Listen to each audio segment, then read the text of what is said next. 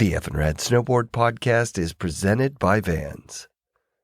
Before I start the show, I'd like to invite you to pause and check out www.e-stonephoto.com. This week's guest has some of his most iconic snowboard photos up for sale, and it's a great way to support a great person. You can also hear E-Stone weekly on the Bombhole podcast and follow him on his Instagram. His handle is @E_stone.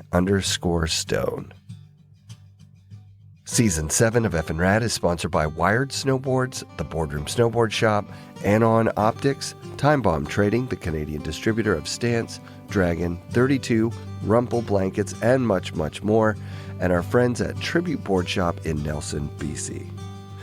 Tribute Board Shop is the rider-owned and operated board shop for skate, snow, and style in beautiful downtown Nelson, British Columbia. Tribute was established back in 2003. The name is a tribute to the greatest to ever set foot on a snowboard, Craig Elmer Kelly, whose spirit of spreading the excitement of snowboarding is foundational to the way these guys do their business. So if you need to upgrade your setup or even start from scratch and get out snowboarding for the very first time, visit the dedicated staff at Tribute Board Shop or check them out online at tributeboardshop.ca.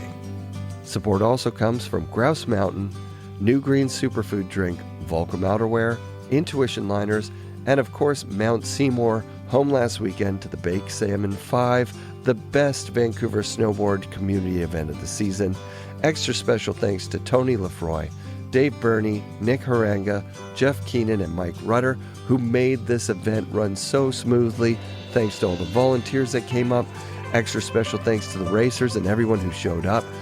It snowed the night before a ton, and then the sun came out. The banks were perfect. Mount Seymour was a perfect mountain to have this hosted at. Thanks to everyone who made this such a crazy awesome event. Ethan Stone Fortier is a host of the Bombhole podcast. Before that, he had a 20-year career shooting photos for Snowboarder Mag as a senior photographer. And before that, he was a pro snowboarder in his own right, and during that time, he was a partner in Tech 9 Bindings and eventually Snowboards and Outerwear. E-Stone is such a fun person to talk about snowboarding with. Please enjoy this conversation with Ethan Stone Fortier.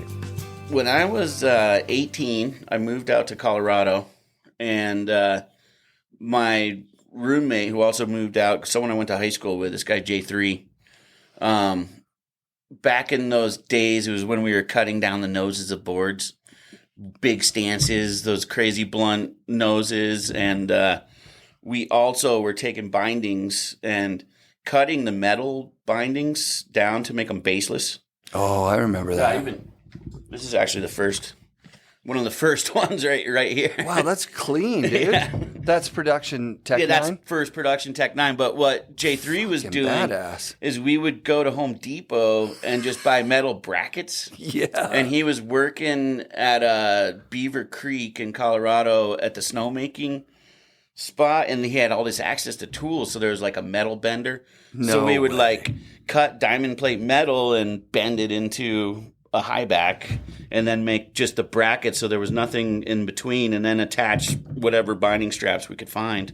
That's amazing. I remember those binding straps because I rode Tech 9 for probably 3 seasons, like with the high back plastic base plate. Our first plastic binding. Yeah, the Tech 9 high back was really fucking good. Like, yeah, we had that one super and high tall. back too. Yeah, flat and tall. But so he made these first bindings and made them for like myself and maybe I think Tarquin Robbins. He made him a pair, which was cool. Sick. He was a good homie at the time. Rad. And my dad came out to visit us and saw these bindings we were making, and he was like, "I have some friends in New York that could manufacture these, and then we could just buy straps from this company Duratech at the time." Yeah, they were just making bindings. Okay, so that's the connection for Murray, because Murray at the boardroom up in Vancouver was distributing Duratech. Ah, okay. And makes sense. You know who was on Duratech for the longest time was Devin. Oh, really? Yeah, and he didn't want to leave when I guess eventually bindings got way better, but yeah, I remember him being pretty loyal to Duratech. Dude. That's pretty cool. Yeah, they were one of the strong early binding companies. Yeah, totally. So we made these first bindings, and we went to a trade show in San Diego without a booth. We just went and were walking around, And we bumped into these, I think maybe because we started getting bindings out to like Tarquin, like I said, and J2. And so maybe they were hearing about it. Does this need to be closer? Just up a little. Up a little bit? Yeah, right there. Yeah, it's pretty directional. Oh, is that the echo? Yeah, sorry about that. That was it. Yeah. It's all good. So we went to this trade show, and I think just because of the riders, there was a little bit of talk about us. We met these distributors from Japan without having a booth, just walking around. Rad. And they ended up ordering like a obnoxious amount, actually. That's to the sick. point where I think it was like 1,000 pair of bindings. And we were like, oh, we're a company. Yeah. And they pay up front. That's the best thing about the Japanese guys back then was they paid up front. So they basically bankrolled the entire U.S. market. Got us some money to start. Yeah, that's sick. And we were like, oh, wow, okay, so we're a company. And they ended up being our distributors for the whole time, too. No way. Which was pretty cool. Yeah, maneuver line. That's super sick. Yeah, they ended up we had a great relationship with them. And I think 22 years or something. They're a distributor, 21 years. Holy shit. Yeah, so it's pretty awesome to form that relationship. Yeah. So that's how we basically started it. Right. I worked at Boardroom Well. Okay, so the bindings, I can't remember the very first ones that we got in, but definitely the ones I wrote, I was like, these are. Oh yeah, they had a metal high back. They had a metal. They're all metal. There was a plastic base plate with a metal heel cup. Yep. And then a good high back. Well, because after probably like 2 seasons, it turned out baseless bindings were a bit of a fad. At first, it was like, oh, they're more like skateboarding. Yeah. But they put us on the map because we were the first company to have them. Yeah. But then we quickly realized, all right, we got to actually make a plastic binding. Yeah. And half and half for a couple of years. Yeah, we started half and half and then got the money to go all plastic. And Yeah, I remember actually yesterday talking with Jeremy Jones again. He pushed Burton to go back to the EST, which is essentially a baseless binding. Oh, really? Yep. Yeah. And he had a lot of pull. They're still doing it now, man. Yeah, they're still doing it. Yeah, he had so much pull that those guys put the Revelation track on. Oh, that's true. Huh? Right? That was the Rev track. Yeah, so Rev. Forget about that. To Forum. To fucking Burton, that was crazy. Jeremy Jones the whole way through. That pushed it through. How awesome is that? That's awesome. Right? Yeah. That one guy's... can get that rolling and it's still just their main technology, huh? Isn't that nuts? Yeah, I've never tried it, so I don't know if it works or... I think I did try it. I can't remember. I haven't ridden a Burton board for my own personal board since a Craig Kelly yellow and orange top sheet one. I'm the same as far as the boards go. Mm-hmm. Yeah. Their bindings were sick. Yeah. There was a time, like right until you guys started, like why ride any other binding than Burton? You came out with Tech 9 around the time that ride really gave Burton a run for their money. With it was exactly right around that time. Yeah, totally. I think I want to say 94 or something. Yeah, that's early. Yeah. That's super early. Yeah, so by the time I left, Tech 9 had become, you guys were doing boards as well. And Mark Frank Montoya was like...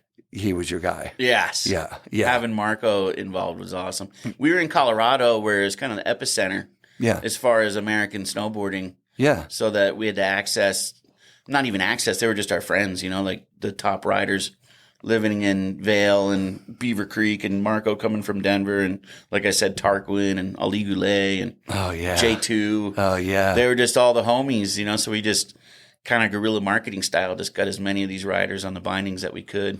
Here you go, Jamie Salter, if you ever listen to the show. This is how you build a company, that you live in proximity to these people that are really influential and that need to innovate the shit, right? Like, so you would get feedback from these epic guys. You have to immerse yourself in it. Yeah, we get direct feedback where we're actually snowboarding with them, Yeah, man. And just always bettering the product. And so you personally, during that time, when do you pick up a camera? I was kind of like a B-level pro snowboarder at the time. Yeah. Sponsored. I didn't pick up a camera until I think it was like 99. Okay. And Blotto, who's worked at Burton for a while, now he's more freelance. Burton Love. Yeah. He was actually, first he was a Tech 9 rider, and then he was the team manager. Oh, I remember that. And we bought him a camera. And when he took the job at Burton, he gave me the camera. Oh, sweet. So that was my first camera, and that's how I got into photography. Who were you riding for at the time? What was your B career?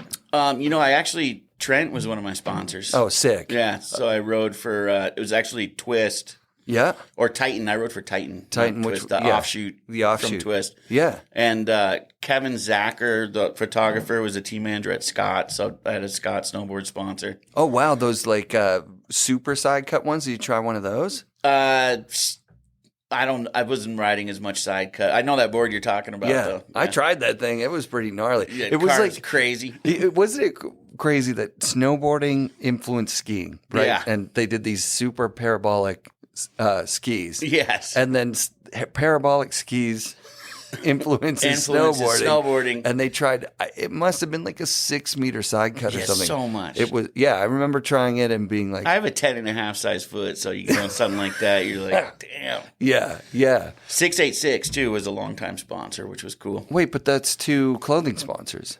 I guess I went from Twist went out of business. Yeah. Titan and Twist, and then Blotto, I think, hooked me up with Mike West. That's really Got sick, on 686, dude. yeah. And so Scott boards, I mean, they were put together really well. I don't know much about. I can't remember much about them, to be honest. Yeah. Were they European made? I don't even remember as well. I have the worst memory. And I think at that time I was more focused on bindings too. Yeah, of so course. I wasn't even like, oh, where are you manufacturing your stuff? You know, I didn't get into that until we started making boards at Tech 9. Right. Where were those boards made? We actually divided it up a little bit. Just my dad had the common sense to, if one factory messes up, which was happening all the time. Holy you shit! See that happening. You know, you want. At first, we were in Canada. There was a factory, but then we moved to the Anon factory in Europe. Yep. And then also had some boards made in China. Yeah. And that's early for China boards, right? Yeah. Like that was pretty early on. And that way, if something goes wrong, you at least have the other factory delivering. And yeah. Because one mistake, you can put you out of business, really. Yeah, totally. You really expose yourself. I talk about it quite frequently about how Airwalk was really dominant, like 1990, maybe even earlier, but through like 93, 94, we couldn't keep Airwalk boots in the store and we couldn't order enough. Yeah. You know, like if we ordered 1 million, we would sell 1 million. Yeah. And then we were sold out of Airwalk boots sometimes before the snow even was really getting going. And what happened? They decided they were going to make Airwalk snowboards, Airwalk bindings, Airwalk outerwear, and they launched it all at SIA, probably, if you look it up, probably like 94 or 95. And their boots that year were too stiff and they were uncomfortable, actually. Like they started to kind of cut in to your feet. I felt when I tried them on, and then also they were sticking with the linerless thing and they hadn't really dialed in like a good linered boot. So and they're spreading themselves thin on all these other products. Right. So their boards came out. They were like some hybrid foam core with fiberglass stringers. Foam cores were a problem. Yeah. And high-end foam cores were the biggest problem, right? Because when you break a high-end board, and I remember my friend Mark broke like 3 of them. Like, you know, imagine Airwalk going like, well, you're not supposed to ride them like that or whatever. You know? Well, fuck, dude. I'm going to ride it how I'm going to ride. Yeah, we're going to ride it how we're going to ride. And so I think just having too many categories, that's my guess. I mean, someone from Airwalk, Lisa Hudson, let's talk about it. Like, what happened there? Yeah. Because they were number one with the bullet. Yeah, they were huge. Yeah, if you were on, like, way bigger than Burton boots, big time. They were gigantic. Everybody was kind of lagging behind. I almost think when these companies that size get into multiple categories, they jam it down the retailers' throats, and the retailers kind of just be like, So we were bringing in all that other stuff. Yeah. We were bringing in stuff that didn't sell. Yeah. And that's the industry is slow that way, right? Because you make your sales. If you're a salesman and you're not really on the ball, you make your booking order. You don't even check if it was delivered, right? Who cares? Yep. And you're on the phone with them the next March for the next going, one. Hey, what's the next order? And I think with Airwalk, it was like, we're not giving you the next order. Yeah, I bet that's what happened. Yeah, we're probably not even – so we're not carrying any of it. We're not even going to carry the boots anymore. 32 was taking off. Yeah. Had the Intuition liner in there. Peter Line had the airbag. Everything was like way more exciting. I don't know what happened to Airwalk that way, but I think that's what probably happened. But I think they probably also just went out of business as well. Like, you can't make it. That's why I'm saying with the Tech9 thing, like, you're really putting yourself out there with the boards. Yeah, that's what I thought you were getting at. Because and it was tough because it also, we had this awesome thing going where we could like sponsor anybody because it was just bindings. Oh, yeah. And there wasn't a lot of competition with people sponsoring binding guys. So we could have this awesome team. Yeah. We make boards, and all of a sudden it gets a little interesting because, you know, all these guys have big sponsors already. Right. And that made it a little bit harder, but we were able to still maintain a binding team. Didn't Mark Frank have a board with you guys? He eventually had a board with us after Nitro. Yeah. Yeah. Yeah. As we ended up getting to the size where we could pay someone like him, and got it. And it worked good. And then we even launched outerwear.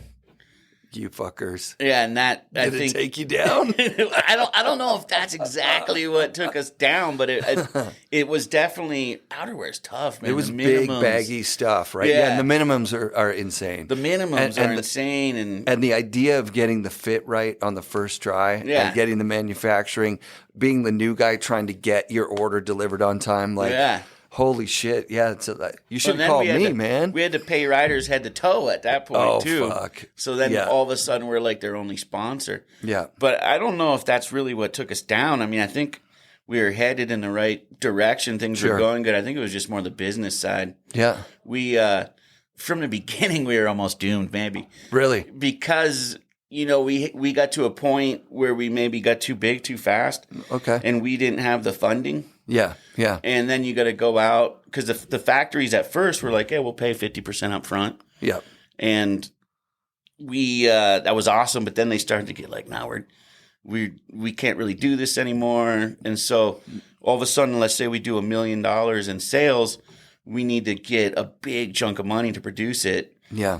And in order to do that, we had to bring in investors. It happens fast too. People don't realize, like, if a board only costs $100, you know, 2,000 boards is $200,000. Yeah, it adds up quick. Yeah, that's like, you got to come up with that money, and you don't get to sell those for another 6 months. Yeah. And then being so seasonal. And then 30-day terms, and then people are lagging, and like you don't see your money. And then shops are going to pay Burton before they're going to pay Tech9. Yeah, man. And then maybe shops aren't even going to pay. And it's a financial nightmare. It is a financial nightmare. That's why having a Japanese order was the godsend for most of these companies, because the distributors would pay up front to finance to make sure that these companies could deliver. Yeah, and Japan was just going off sales-wise. Yeah, and then once they tanked, that was... Yeah, they didn't have their own brands really at the time.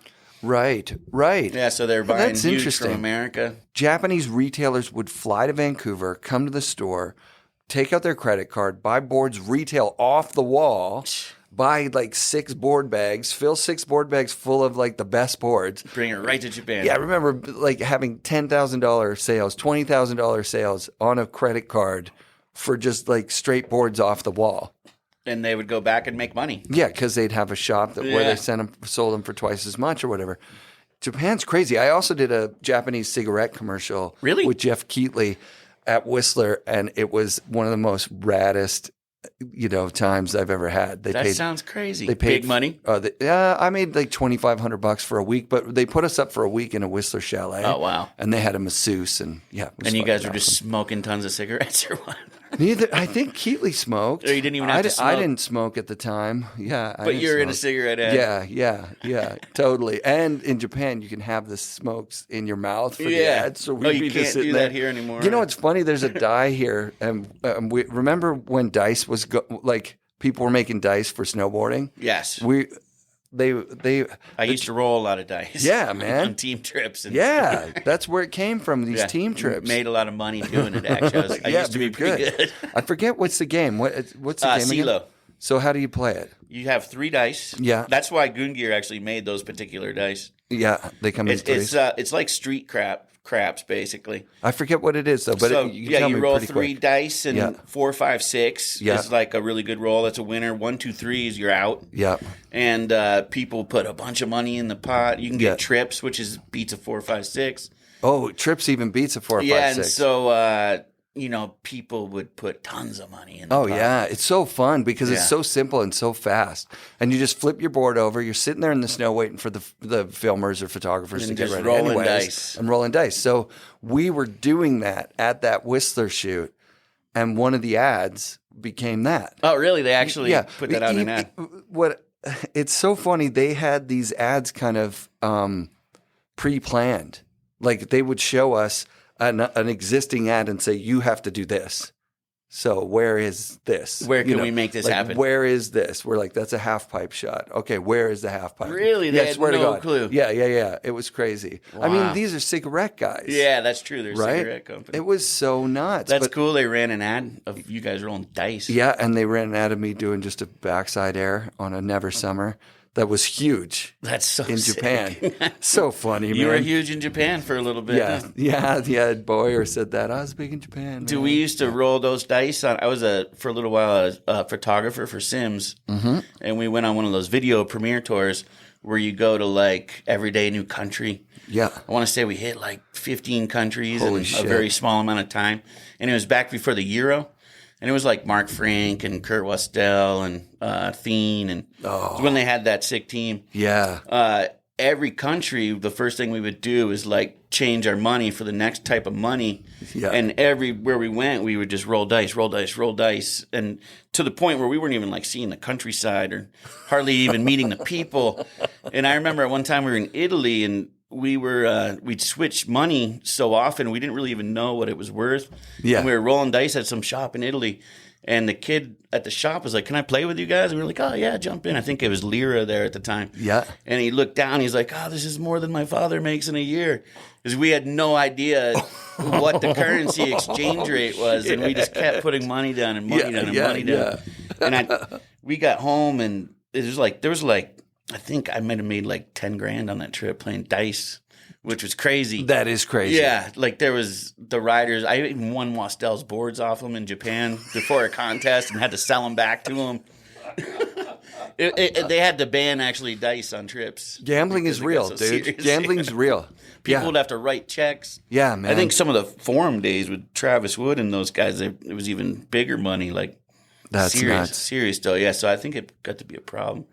I think gambling just gets to be a problem, doesn't it? Yeah, I think so. Like I have my own. I got redirected into Vegas when I was flying into San Diego because I don't know if you've heard, but there's like an atmospheric river over the West Coast, and so what's happened, I think, in the South is that because it's so warm there, it just keeps it as like a mist. Really? Oh yeah. When I flew out of there, I was looking back on. I haven't heard. There's a cloud over California that is like massive. And it's just a mist. It's a mist down there, but when it was in Canada, it wiped out like all the rivers of Highway 1, wiped out all the bridges over them. Yeah. Wow. Shit's crazy.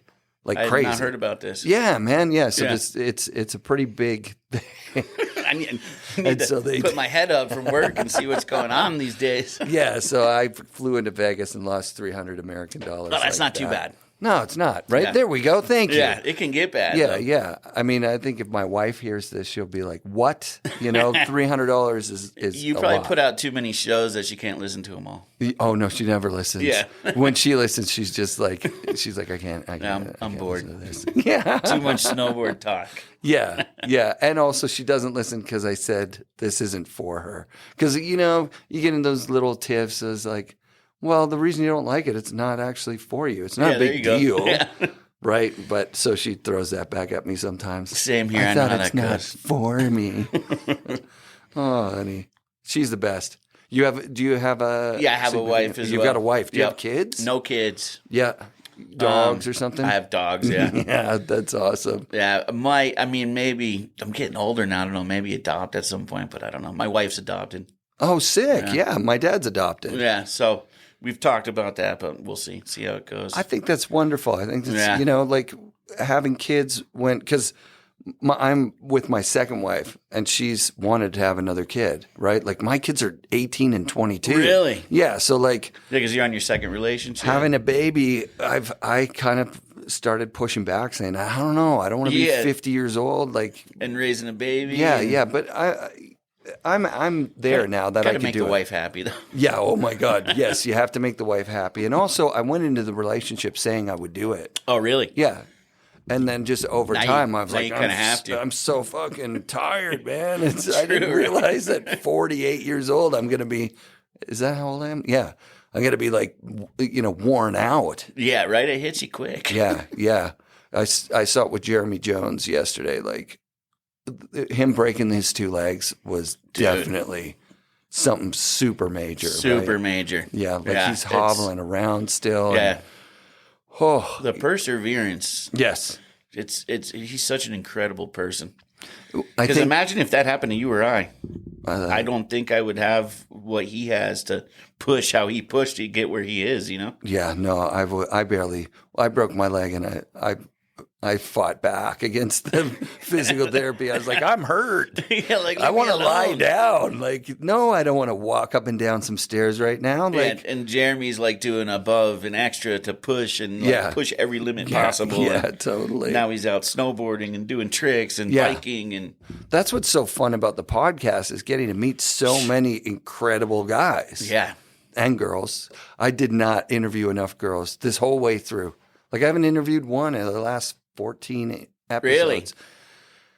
It's just, I don't know. Yeah. Yeah. I do not have a bias anymore. I did at one point, as I was telling you, and then Jess Camira basically Knocked it out of you. Yeah, she could have physically kicked me in the head. Like, she was so mad.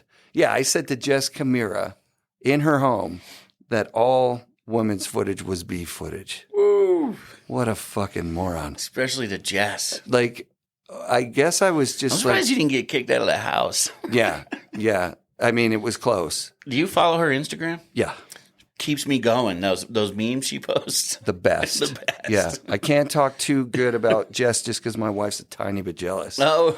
Yeah, because I do gush about how awesome Jess is. She's awesome. Mostly because she woke me up. Yeah. Which that's really important. What you're saying, which is really, really cool. It's really nice. It's just a really nice thing. Yeah, to see that perspective that, like you were saying, that the woman's photo in the magazine was for her and yes, not for you. And it's really important. Yeah. And not for any guy. It's like you want to see yourself represented, right? Yeah, and that's so rad. And we, personally, I can't speak for you, but as a white guy, I'm represented everywhere. Yes. Like every commercial's got me in it. Everything that's made and marketed to anyone has me, a version of me that I identify with. It wasn't until I was down here that I saw how crazy it actually is. We did our COVID test in Burlington. Oh, really? And it said right on the COVID test, like, I don't want to exaggerate it. It just was like, are you white? That was like the first question. Really? Yeah. And then the next one was, well, are you black? And then, are you Hispanic? And then it's like, what are you? Yeah. Like the fourth question was literally like that rude of Really? like, well, then what the fuck are you, Yeah, you then what the weirdo? fuck are you? Like, we all know what white is, and there's black, and then there's like, it was like this weird thing that I was like, can they even ask that? Do COVID tests not work on other skin colors? right. Like, what the fuck does that have to do with a COVID test? They're probably just trying to collect data on if it affects race is different, which is crazy. Yeah, which is fucked up. Yeah. Right? It's That's fucked up. Yeah. I felt fucked up about it. But yeah, that all goes back to Jess. And her sitting in this, was it in this room or was it in the garage? I think it was the garage. She was in the garage. Yeah.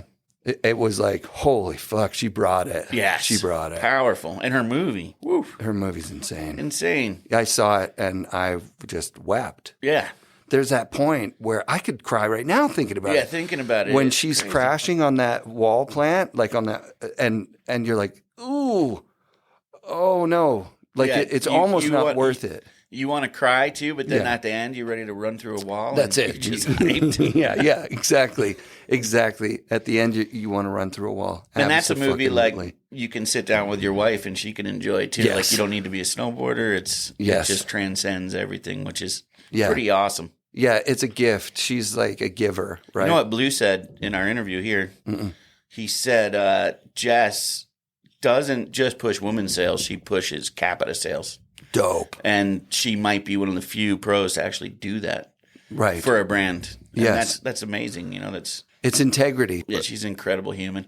And that's what cool about our jobs, I guess. We get to sit with these amazing people. Yeah. And hopefully learn from them, I guess. Hopefully it rubs off a little bit. Yeah. This amazingness that we get to sit down with these people that have just done such cool things and just pushed so hard to get where they are, and they've gone through so much. And I always kind of have a moment when we're recording a podcast where I'm just like, damn, this is sick. Yeah. This person is so dope. Articulate, inspiring, authentic. And maybe not articulate, too, because, we've had Lucas Magoon. And, and he talked for 4 hours, and maybe 2 of it was understandable. You know what I mean? We had to edit it down. But once again, he's also an amazing person in his own way, and it's just so cool. Yeah, man. Raddest part about podcasting, I guess. Yeah, definitely. I was talking a bunch this last week about how podcasting – we're still in the infant stages of it. Like, there's going to be podcatchers that curate, like, you could literally type in golf, snowboard, retired pro, and then you'd get like Burt Lamar, someone's going to Devin Walsh, Nick Parada, and you're going to have, like, you could have any interest you want, and there'll be a podcast that relate to you. Yeah. And what's crazy, I didn't even it wasn't even on my radar until we sat down and did the bomb hole, which is crazy. Yeah, I mean, I got introduced to podcasting through being a mailman. Oh, really? Well, because the first year I was there, I was like, I'm not going to be one of those assholes that wears the headphones. I'm just not. It's too much, right? Like, you're at work, bro. Like, be a professional. And then I went to music. I got like a little. The very first music player I played was like a Sony, and I think it had a 32 megabyte card in it. Wow. So 15 songs that are completely ruined to me forever now. because you had to listen to them so much. Like, in one 8-hour shift, you heard them like 80 times. You're like ready to kill yourself. Yeah. I didn't even think about that. That's crazy. So then I got a bigger, it was a Sony player that probably 1.2 gigabytes or something. Oh, damn. So like 1,500 songs. Yeah, that's holding a lot of music.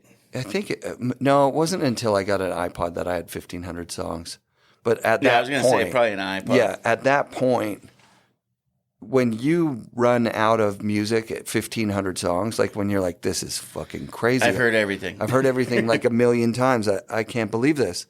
Right at that moment, I got introduced to This American Life. I actually have heard that back in the day. It was fun. Yeah. It was just like, and that was amazing. Yeah, it was fun. I would listen to it back to back. I'd listen to the story once, and then I'd listen to it again because it was such a good job. Yeah. Interesting. And then Radiolab came out, and it was the same thing. I was spouting off, like, oh my God, did you know that rabies isn't fatal if you, like, put the person into a coma or whatever? Yeah, it was really, really cool. And then the first couple of snowboard podcasts came out. What was the first snowboard podcast? The very first one I listened to at any length was the Not Snowboarding podcast. Okay. And those guys were awesome. And I just was wondering, like, why they weren't getting better guests. I mean, they had Terrier, they had Todd Richards. Yeah. And they were good. Like, I really did like the Not Snowboarding podcast. There was like a Boot Pack podcast. I only listened to the first few episodes, and I was like, this isn't for me. Bob Plum and Griffin. Yeah. It just wasn't for me. It's probably gotten better. I think they still do it. I don't know if they're still doing it. I don't think they are. I just don't want to talk shit on anybody. Yeah. I just thought, okay, like, I've listened to 10,000 hours of podcasts. I know that we could do a better guest list. Yeah. That was the main thing. And can more consistently keep them. Well, that was the other thing, was that these guys would sometimes put them out like 3 times a year or like 2 a month. Or, yeah. And don't people ask you too, like, don't you worry you're going to run out of guests? I haven't had that. I have people. A lot of people ask that, and it's like, dude, there's just endless people with rad stories. Not only endless people, you could have Jess back on already. You could have her 4 episodes later, and people would still love what she has to say. Yeah, she would still. How many seasons are you on? 7. See, that's crazy. This is the 7th season. Yeah. Yeah, 162 episodes. I just saw that this morning. That's awesome. But like you guys caught up. Oh, thank you very much. You guys caught up real quick. That was the thing. Congratulations on going over a year without missing a week. We did miss 1 week. Not in that year though. It was after 52. Oh, okay. Yeah, man. All right. Yeah, because we missed 1 week only. What was going on with that week? You guys just needed a break, or you didn't have the episode? It was the huge event with Black Lives Matter. Everything happened on a day we would release an episode. Okay. And we were just like, we're not going to. Good for you guys. Yeah. That's really smart and really thoughtful. Yeah, that's good. Yeah. And it was rad, sitting down with Salema. Really cool. Yeah. Opening. Like you said, we're white guys. Yeah. We need to be told. Kind of the same as the women thing. Yeah. It was very much the same thing with Russell. Like, let's sit down and tell us what's up, Like, I want to hear life from your perspective. And it's so cool to do that. And listen. Fuck, I'm so bad at listening. That's the thing. Yeah, we need to listen. Yeah. The nice thing about the Plug podcast was that my only involvement in it was to listen, was to make sure that the audio was being recorded. So technically that one was a tough one because it was a 3-way phone call, and I'd have... Oh, you were there listening. Yeah, so I'd have Salema going in one input and Russell going in the other. And the way that my recorder works, like cell phone like waves interrupt the sound. Oh. So I'd be constantly fiddling with the fucking thing to make sure that it sound good. I'd be hearing gold. These guys would be having like real conversations, and every once in a while catching themselves going like, we're not talking about Eric, because they were talking like real two guys from a background that's not white. Yeah. Talking about what it's like to be not white. There's a lot of making white guys comfortable in our culture, right? And so, like, I don't want to say the gloves are off, but when you're allowing yourself to just speak like there's no white people there, it's a fucking fully different tone. It's really cool that you were able to get Russell going. Yeah. It's awesome. Yeah, at first he said no because... and this is important for people to hear. Like, if you have a black friend, that doesn't mean that they're a black activist, okay? So that you bringing your dumb white questions to these people is fucking rude. It's one of the experiences that we don't have, right? Yeah. Nobody comes up to us and goes, hey, what's it like to be white, Imagine how, stupid that question is, first of all. Second of all, if you don't want to talk about it, now you're putting more load on this person. That you're giving them one more thing to do. Yeah. Like, oh, yeah, so your fucking people oppressed us forever, and now it's my job to explain to you that? Like, right here, right now, again, second time this season, if you want to know how to be cool to your friends of another ethnicity, fucking Google it. Google it. And learn. Just learn it on your own because that's where you're supposed to learn it. Otherwise, if you've ever gone up to someone and asked them about it, you're putting them on the spot, huh? You're putting them on the spot. Yeah. You're putting them on the spot, unless they're an activist. Yeah, now, because some people are private people that want to if you're an activist, sure. That's where you go with the activist person. And there's lots of activists on Google. And they're going to sit and talk with you all day. They've already written it down, dude. It's not even that hard. Just go read the things that these people have already written. Don't put it on your friend who's already had a whole life of having to deal with this shit. Find out what they had to deal with, and then come to the table with some patience, some understanding, and just that's what the whole Black Lives Matter thing is, right? Now, the listeners out there that think it's a conspiracy that's built to divide us, it wasn't. At first, it's 8 years old. It didn't happen 8 months ago. Yeah, exactly. It's been going for a really long time. It's been going for a long, long time. It's been going for a really long time. And it's because our institutions are racist, at least in Canada. I can't really speak for the States, but I could guess. It seems like Canada's mellower than the States to me, but I don't know. Haven't lived up there. You know what? There's a heritage of misinformation. I mean, it's crazy. You sit in school and they teach you what they're going to teach you, and while you're learning it, you just think, oh, that's how it went. And then all of a sudden one day you're like, whoa, man, most of what I was told is bullshit. Yeah, totally. Like, well, what the heck? Yeah, what the hell? It's such a crazy thing. And does school suck? Ask your kids, what's school like? Oh, it's terrible. That's so true. It yeah. sucks. I mean, dude, I hated school. I just could not wait to get out of school. Like, every day I was in there was miserable. And then you're a little younger than I am, but you had after school and before school probably too, right? You play baseball, you fuck around, and after school, like freedom. You're free to do whatever you want. Yeah. I was free till the lights came on. Street lights, you got to be home for dinner. Be home. Yeah. I grew up in Vermont, and luckily I was able to snowboard. And my high school was small. Actually, we didn't even have a lot of sports. There was no football. Wow. I don't think there was baseball. There was hockey. But yeah, school just sucked. Yeah. The sooner I could get out of there, the better. Yeah. When did you first get into snowboarding? How young were you? I actually got into snowboarding pretty early. I want to say 85. No way. Yeah. Holy shit. I started skiing when I was like 2. Okay. And it's funny when I think of my childhood, the fondest memories I have are like a ski resort. And even just the whole process, the lodge, the gondolas, the big, huge moguls at Killington, just like all of it. Even being cold, just all of it. I just have these memories, fondest memories of being taken to the mountain. And I'm thankful that I was able to have that.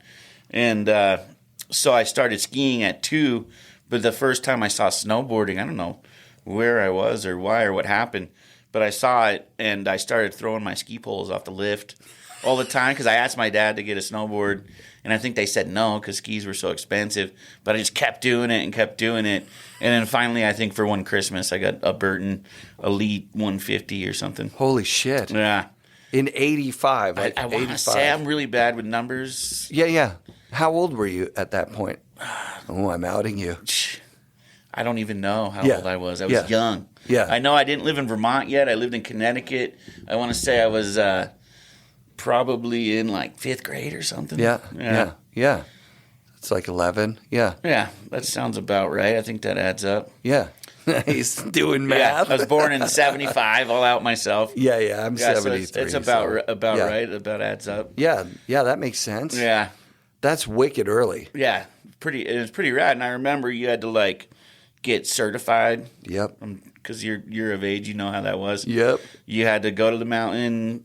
Before you could even be allowed to get up there, you had to pass the certification test. I forgot they'd sometimes only certify you for certain chairs even. Well, yeah, exactly. It could be a chair. In every resort, you had to do it again. Yeah. Pay that extra money to get – you had to go up with a snowboarder that deemed you worthy to ride the mountain. I only did that really honestly once, but I didn't start until 88. Okay, yeah. And I brought a card that I had made myself. Oh, nice. That I laminated with – layers of you tape. Bootlegged your own certification. Yeah, that's totally. Smart. But it didn't work. Yeah, They're like, that one doesn't work here. Yeah, because every spot. Yeah, totally. I don't know if it was a money thing or was it really a safety thing. I don't know. It was a safety thing. I think they weren't. They were like, "What is this sport?" Yeah, you better know what you're doing. We could barely do anything. Yeah, true. Really, we could barely, and equipment wasn't as good. Yeah, as how do you tell if the equipment is even worthy? Yeah. Right? I remember being at a resort. It's called Adnac Ski Hill in Sudbury, a resort. It's 60 vertical meters. Oh, damn. Yeah, man. But my dad showed up and he'd found some skis at a garage sale and the boots. And he was getting on the lift. He bought a lift ticket and everything. And I remember my friends going like, "Isn't that your dad?"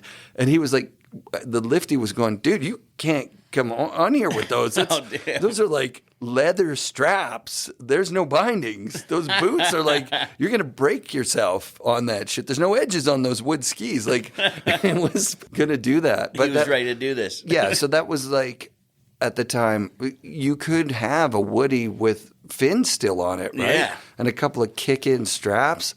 Like, that's not going to actually work here. Yeah, it's not going to work on a real resort, the fin. No, that would be crazy. I've heard that over and over again, like people struggling with the fin and then some nice person coming over. And it's always, like And that was, Bob Klein. When someone nice popped off the fin for him? Yeah, that was Mike Rankwit. And he came and he had a little screwdriver and he pulled the fins off the side of the board. Sick. And then I started fishtailing down everywhere. Yeah, then I could actually slide around. Yeah, exactly. I was Black Snow age. Really? Like that was really available. It was the price. The $79 price was attainable, Canadian, which is probably about $50 US. Yeah, at your local store. It's called Canadian Tire. Yeah, I was going to say. I was going to actually guess it was Canadian Tire. Yeah, I don't know your stores here. So we had like Caldors before Kmart, and it was that type of store. That's rad. Yeah, I went or Sears. Oh, Sears Sears had them. I remember going into Sears and grabbing a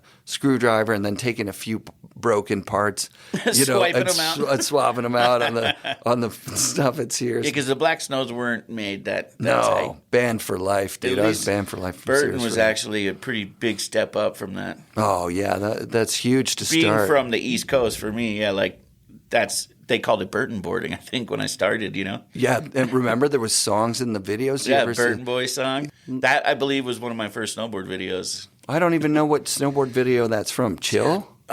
It might have been Chill. Smooth Groove? Smooth Groove, maybe. Yeah, it could be Smooth Groove. That was like the Craig Kelly movie, right? Yeah. It might have been Brushy had the one in Chill, the rap song. That's right. I think it's Chill. Dope. Yeah. It's Chill. I think it's Chill. Yeah. And they had that crazy carve segment with Peter Bauer and Gene Nerva. I don't know how to pronounce his name, but that's right. The movie was insane, actually. I think there was a 720 in it. Yeah, flailing around. Did Brushy's part in that? I mean, they had me right there. I was just like, this is what I want to do.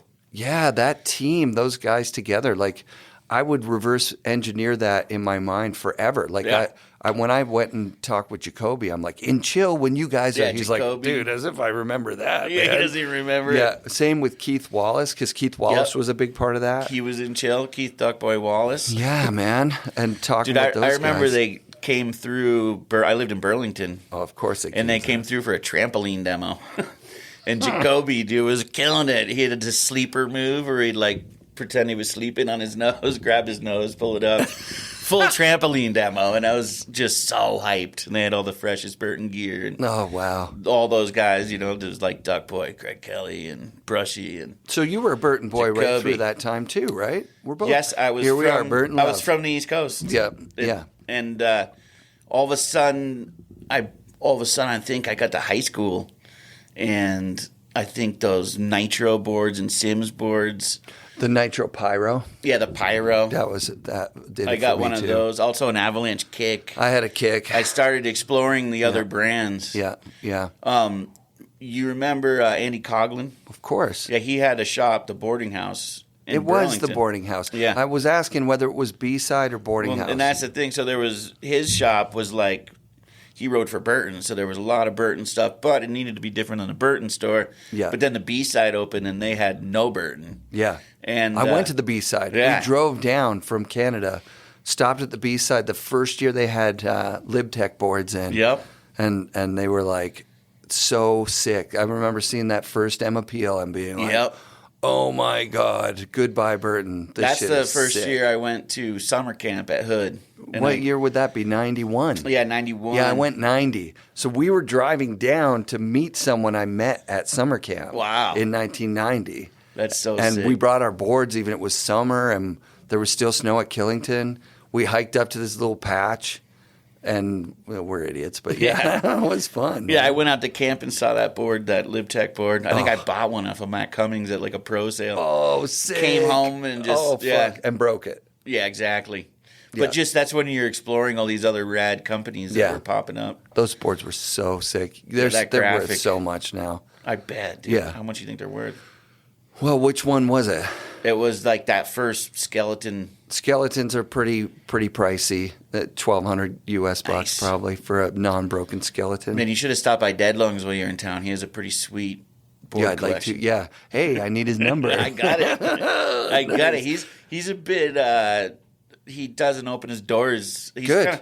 He's kind of like I don't want to say he's not a hermit by any means, but he just like picks and chooses who his company is going to be and who's coming to his zone. Yeah, that's why Roach wanted him on the D-Day. D-Day, yeah. Yeah, he's rad, and he has a sick board collection. He doesn't have any of those lip tacks, but he has a lot of really cool stuff. I think I'm going to stop by Salty Peaks. Dude, that's a board collection right there. Yeah, see Dennis. I mean, it should be open, right?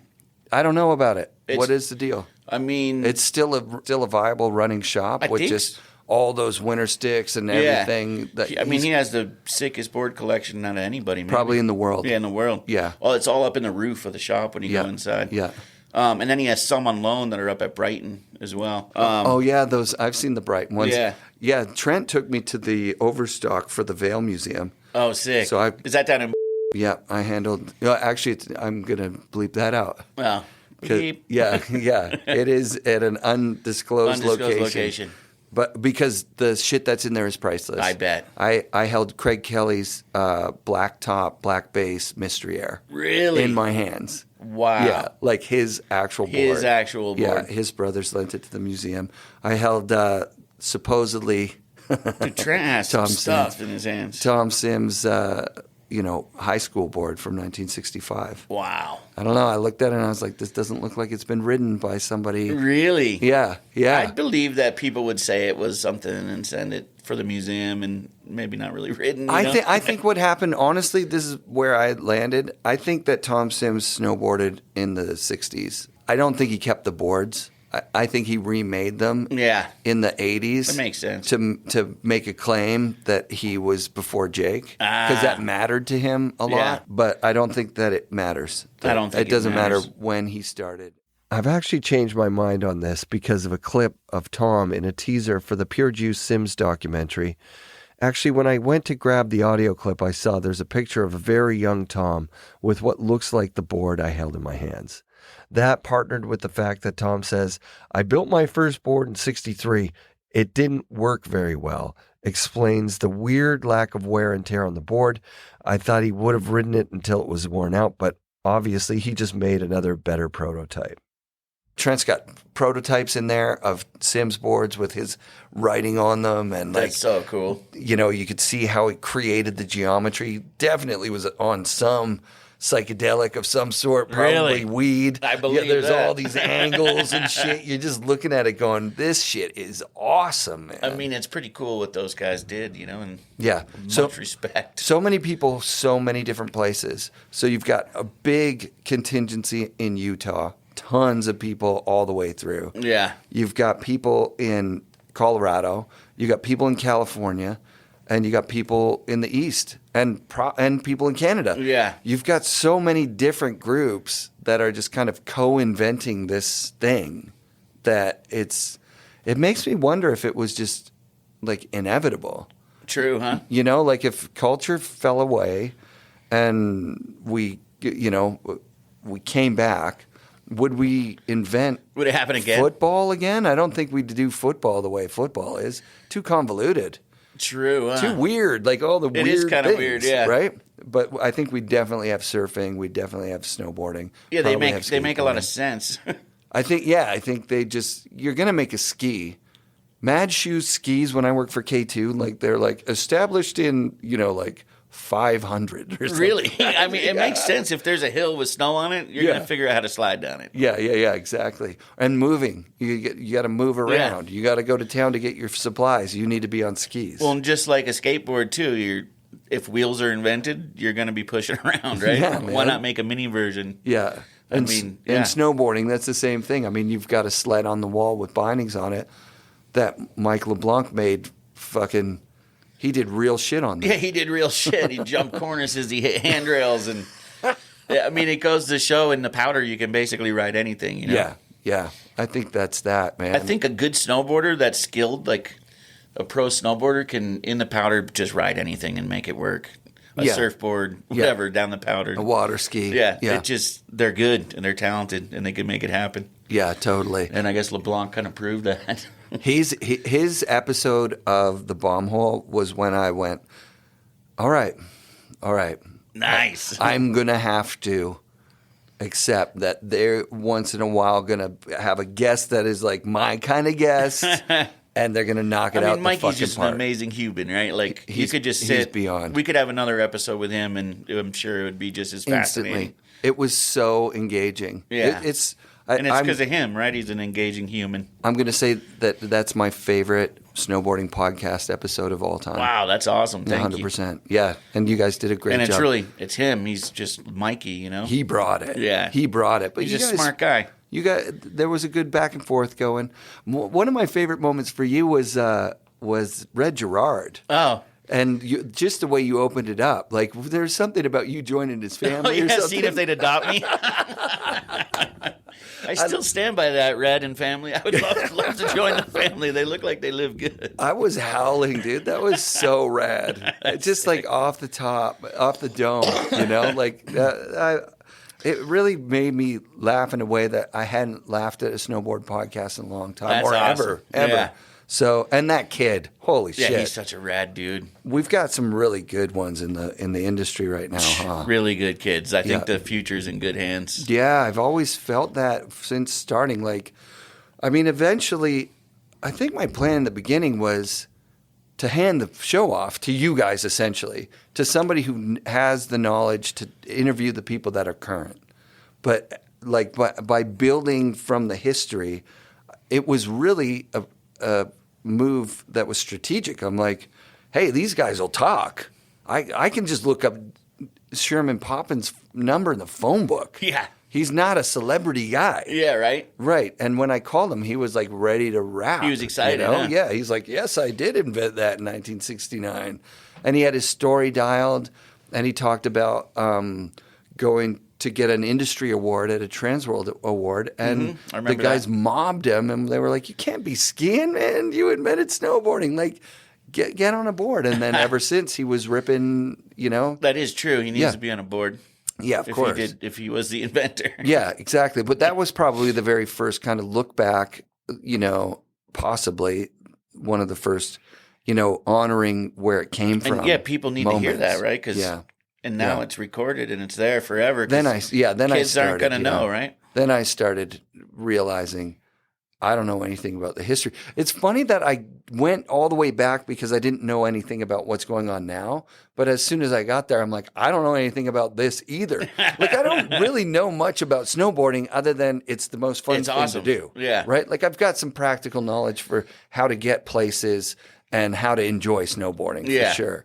And I also have some, you know, tricks with the old cell phone to make it look like it's better than it is. Yeah, right. Which I'm noticing now with this like super dry year, the snowboard posts are still pretty epic. And then you go, oh, that was last year. Okay. Yeah, that's what I've been wondering too. You'll see something and be like, oh, damn. You're like, I left.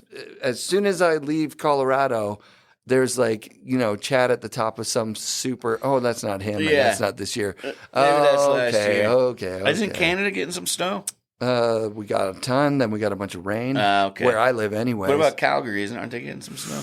They got tons, and then they got rain. And then, the intern Josh, who works for the show, he went to Banff for early season. And then he called me. I got to say this on mic. He called me, and he said, we got to talk. And so I gave intern Josh the responsibility of the Instagram stuff because that was what was wearing me thin. That's a lot of work. It was wearing me thin. Yeah. I couldn't do it because I couldn't get on there without getting down some rabbit hole or whatever. Facts. Shit, dude. It sucked for me. You need to have someone that's going to do it, and it's something they're focused on. And so I was starting to take him for granted. I was starting to be like, you know, fuck, this kid's like kind of annoying sometimes or whatever. And then he said, can we talk? And in that moment, I realized, I don't want to go back to having to do the fucking Instagram thing. Hell no. Oh, no, he's leaving the show. Like, I need him. Like, it was an instant remorse. Yes. And then he's like, I'm stuck in Calgary. Oh, shit. I'm like, so you've got internet access, though, still? You're good. You can still post on the fucking... As long as you can post, fine. Yeah, we're good. He's like, yeah, but I don't... Like, all the bridges I can't drive back. And I was like, yeah, so you're good to do this Wednesday's episode, right? Like, just so we're clear. So I got to get that guy hooked up. I promised him I'd hook him up with some stuff. And I don't know that I've followed through on that. I did take him to Burton. Get him some gear and stuff? Yeah, man. Oh, you flew him out to Vermont? I flew him to Vermont with me. That's and sick. Then while we were in Vermont, the Jamie Salter thing came through. And I'm like, we're going to fucking New York City, man. Okay. Yeah, he's in New York. Huh? Yeah, like Manhattan. So that's a pretty cool trip. Corner office. Yeah, it was really fun. I was going to say, he must have a sick office. By the end of the trip, I felt like Josh and I were not really on the same vibe. Yeah. He was like, all right, you're going to be late for the flight. That's cool. I'm not. See you, you know. And I was like, that's fine. Yeah, man. that's cool. Do your thing. That's fine. I don't want to hear about your kid lamenting. When I move out of my parents' house, this is going to be so cool. Oh, he's still living with his parents? Yeah. He's young. He's 19. Dope. He's a good kid, and he's really learning fast, and mostly he does what I say. You know what I mean? Without any questions. That's really a rare quality in a millennial. Yeah. Like, it's actually a really rare quality. Hey, move that logo from there to there. And then he just does it. Yeah. You know? That's actually very rare. It's dope. He's good. Intern you need to have someone doing that, though. That's if you want to draining. If you're one of the listeners out there and you got cool shit to send to intern Josh, reach out, DM, and we'll get some stuff to him for doing all the social shit. Yeah. Because that's the shitty part of the job. It is a lot of work. And it's not a job for me. It's a job for you guys. You guys are here 40 hours a week, like for Monday sure. to Friday? Yeah. We work normal business hours. I love that. Which is so different for Chris and I, Yeah, totally. It's like you guys created adult jobs. Yeah, Chris is always joking that we're like playing business. Yeah, totally. Yeah. Just like throwing papers around and working 9 to 5. Yeah, exactly. Who's been your favorite guest so far? Dude, it's crazy to even think about that because there's just different people, different reasons why I like them, Yeah. Like Lizard King was just crazy, and listen to his stories. I could just listen to him banter all day, Yeah. And then Ellis, just his story. That energy that Ellis brought he here. just brings that energy. And he just walks in with it and sits down just full professional, He was inspiring. Yeah. That was an inspiring one. And it's just crazy how he can turn it on just like that and bring it. Yep. And then Salema, I could listen to him talk all day. Yeah. But yeah, just all of them for different reasons, Yeah, that's politically pretty safe. Bozong dropped today. That's a great one too, Yeah, I reached out to him, I think. He said cool. He can be hard to – you just got to track him down at the right time. Yeah, I mean, getting the guests has become easier, and that was the strategy I was talking about. Yeah. Like when you're talking with Keith Wallace, he was the very first person that was like, oh, you've had some pretty cool people on here.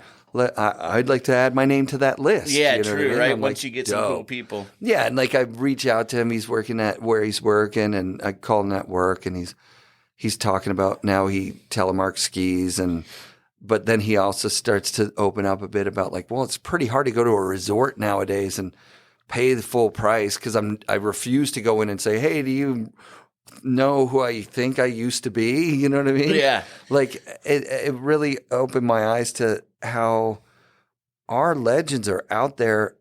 Some of them are really struggling, bro. Like True. some are. Yeah, and that sucks. And they shouldn't be. I agree with that. They shouldn't be. There should be. But what do you do? I don't know. Because it's like it's late. It's late. It's late. They didn't make the money they should have. Right. And how do you make good on that? Well, also you call Jamie Salter and like you say, that hey, idea. asshole. You've made some money here. Some of that billions of dollars you have was made because you stomped on someone like George Pappas. People got stomped You on hurt along you the way. hurt that dude. Yeah. Like you physically and emotionally and financially, crippled a guy. And it can be hard to recover from. Yeah. Because it's like very crippling when that shit happens. But then while we're saying this, what helps though is us telling the story. Yeah, tell the story. Get the story out there. People for the future. Yeah. Will hopefully not have that happen. Yeah. And the future legends will be set. Yeah, we're in a different time for sure now. It's going to be hard to be a legend. Like a little kid that's just born right now that's going to be a snowboard legend. The next legend. Right. It's their life is not going to be drinking beers with a bunch of buddies. Oh, that's true. In Boulder. Yeah. Right? Like, that's very true. But as I was saying that, I'm thinking, do we want snowboarding to be a monoculture of people that made it, that make good business decisions, that No, man.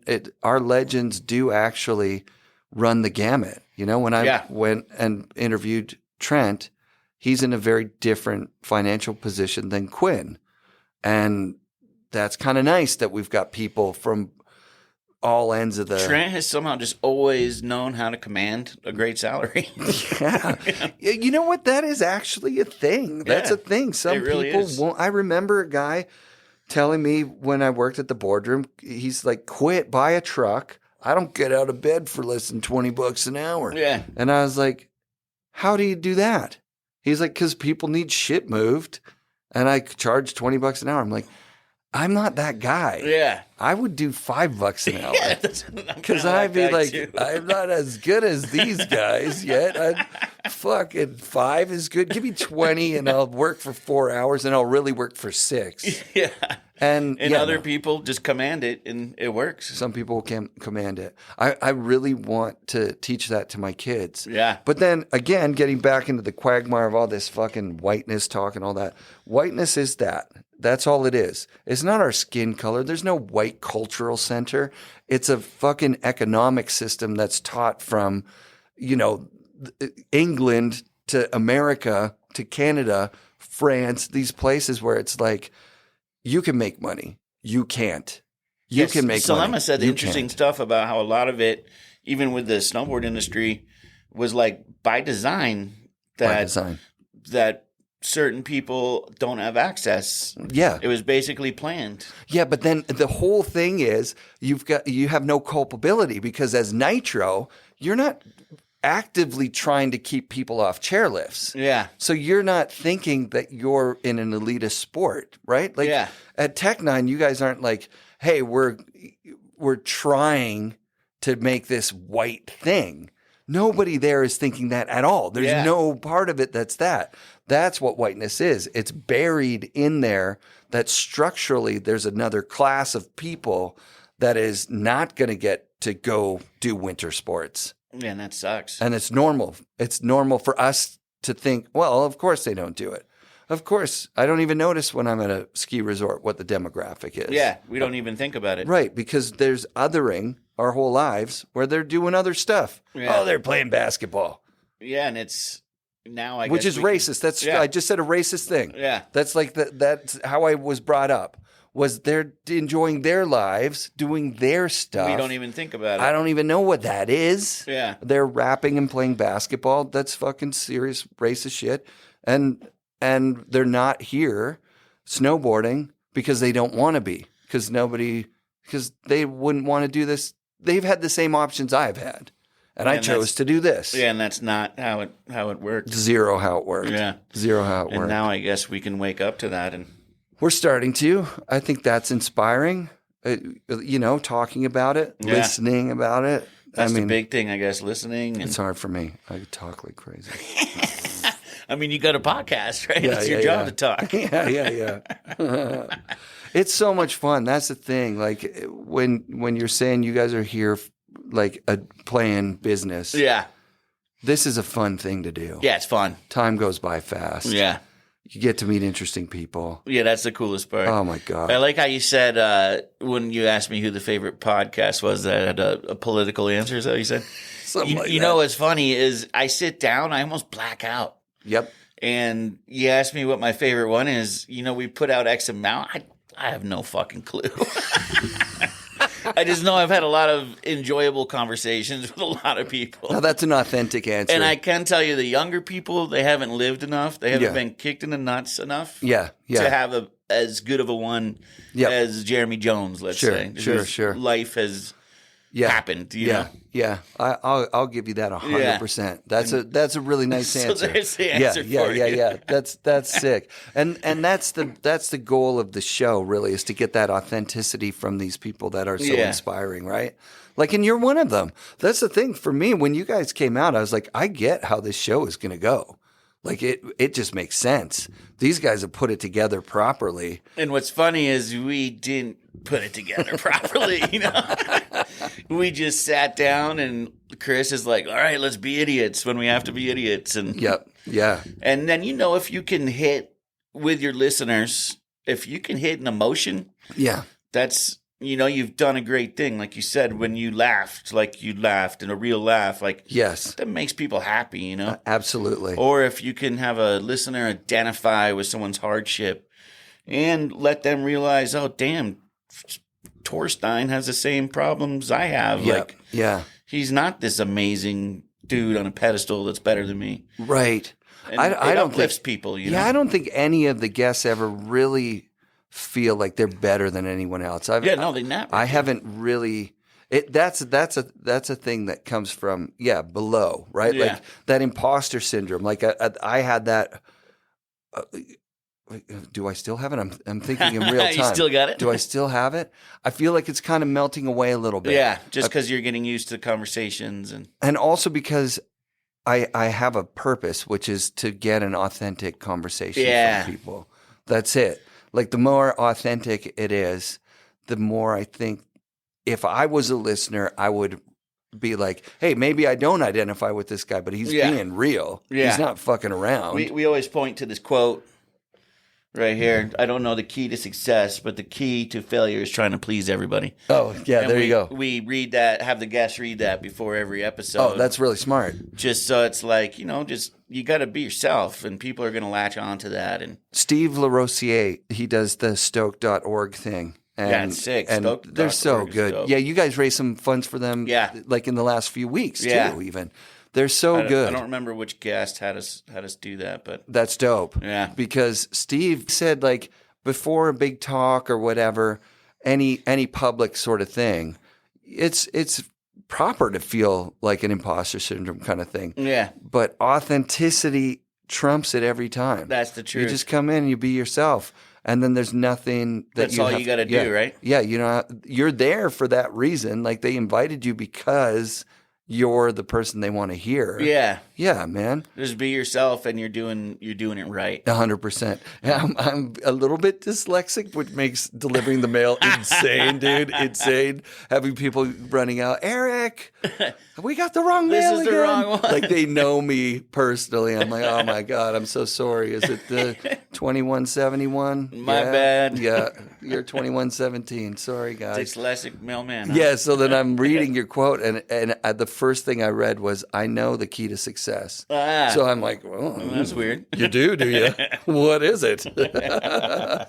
That's awesome. Yeah, no, it's super rad that you guys have that. You learn these things along the way, right? Yeah. That's what you learn. That's exactly. When we started, we didn't know anything.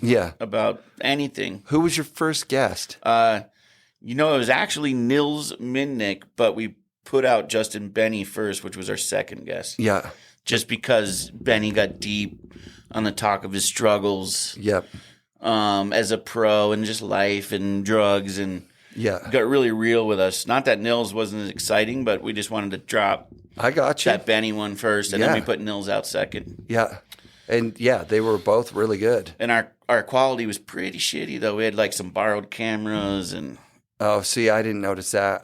I'm listening for the audio. I was like, yep, the audio was right. Yeah, you probably didn't even watch ours. I didn't watch listen it. to them. I've never watched a podcast. What's interesting is the way the numbers with podcasts versus YouTube work. Like day one, like we dropped Boson today. I haven't checked the numbers, but I know that the audio is probably thousands more than the YouTube. Oh, interesting. Like on day one, right in the morning, there's certain people that just way to work. Yeah. They're listening to it, or whatever they're doing, they're listening to it. Yeah. And it's usually maybe people our age and younger, but those not are my super guys. young. Yeah. Those are my guys. I think that's the podcast market, let's say. Yeah. And then the YouTube market, Friday hits, and then the weekend hits, and the numbers jump. Oh, I see. And then towards the end of the week, they're almost neck and neck, which is crazy. Yeah. They catch up. Yeah. Oh, that's interesting. And then what's cool, too, is there's that first week, which is dope, but then they just keep collecting and collecting and collecting, which I'm sure you see, too. That's the thing I see. Yeah. I haven't paid much attention to the numbers because I don't know what they mean. You know what I mean? Like, true. And I just told you at the beginning of this that I have fucking YouTube is transparent about what the numbers mean and what. Oh, do they? They means. They give you some metrics and stuff. They give you everything, and it's like yeah. But with podcasts, like you said, Do they have to listen to the whole thing? Are they listening to 10 minutes? I can't remember I do remember that when the Sean Kearns episode came out, it was the first one to do 1,000 downloads in a day. And I was like, that's good. Yeah. That's really good, I think.